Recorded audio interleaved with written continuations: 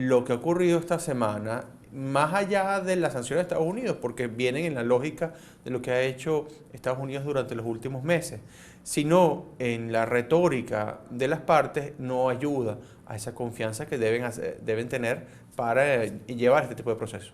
Ahora, advertía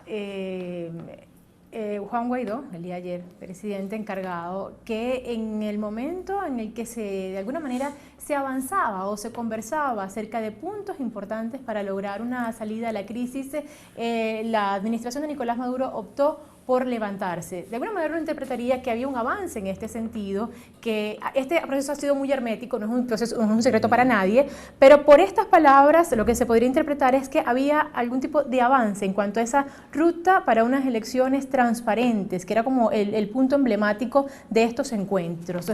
Estas palabras, ¿qué opinión le merecen?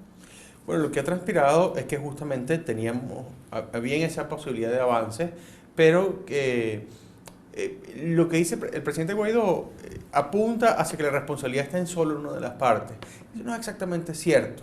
Hay spoilers, hay adversarios de este proceso en ambos bandos, en ambos campos de la vida política nacional.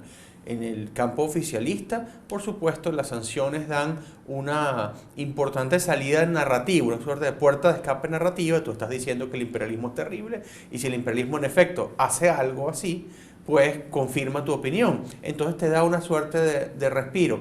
Pero también hay quienes consideran que lo que tienen que perder por estas negociaciones, las concesiones que tendrían que hacer son demasiado elevadas y entonces prefieren descarrilarlo. No lo hacen públicamente porque la política dentro del oficialismo no se lleva en público, no se lleva sino en los medios del Estado, en sus propios códigos, y en esos códigos esa pugna sí estaba muy evidente. En el caso de la oposición, está la pugna sempiterna entre radicales y moderados, que se expresa mucho en las redes sociales, que se expresa en esos términos, pero también se expresa en la pugna por el liderazgo y la legitimidad del liderazgo. Desde hace ya unos meses, el liderazgo de Juan Guaidó está siendo cuestionado en su legitimidad por parte de opositores. Y esos opositores consideran que estas acciones, especialmente el proceso de Barbados, son negativos para esa legitimidad, son deslegitimadores. ¿Y esto podría ser determinante en la decisión de regresar o no a esta mesa de conversación?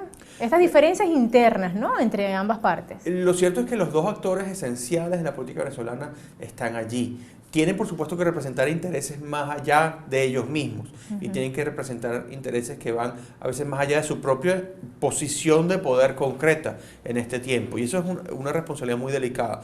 Pero ellos son los actores que tienen que tener la voluntad. No importa quién pueda venir a mediar, no importa quién pueda hacer. Por supuesto, es mejor Noruega que otros países. Pero lo esencial es que las partes se pongan de acuerdo y tengan esa voluntad. Ellas tienen que reconciliar no solo lo que no ha estado nunca conciliado en este caso, así que es difícil reconciliarlo, sino más bien entender que hay un interés que está por encima de ellos, y eso implica también comprender esos pequeños intereses parciales que están afuera del proceso.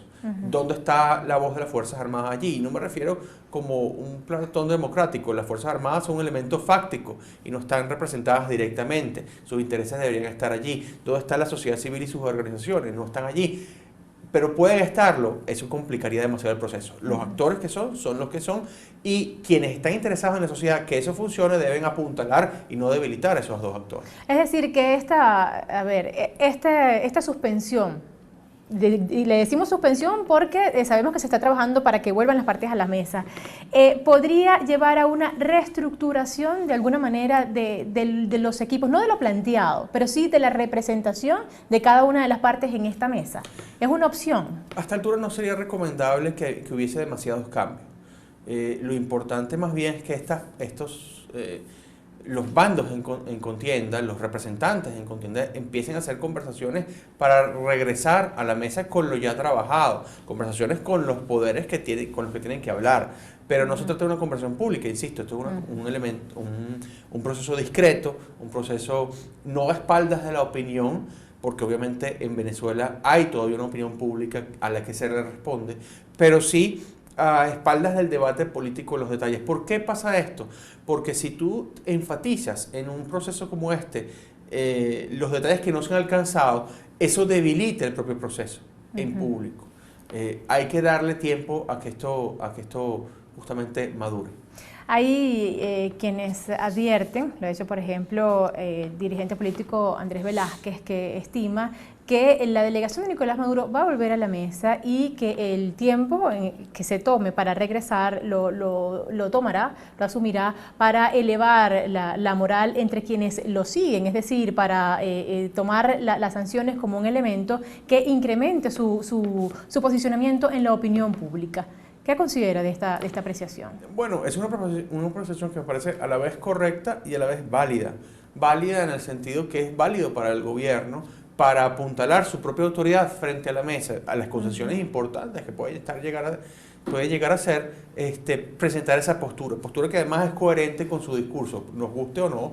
El discurso del Partido Socialista Unido de Venezuela y del bloque oficialista es un discurso tradicionalmente antiimperialista. No podía dejar de tener esta reacción. La pregunta es si esas sanciones fueron hechas para apuntalar a su vez a la autoridad de Juan Guaidó y de esa actitud de la oposición, del gobierno de oposición en la mesa de negociaciones, o para debilitar el proceso, o si es simplemente una torpeza. Y eso es algo que hay que analizar.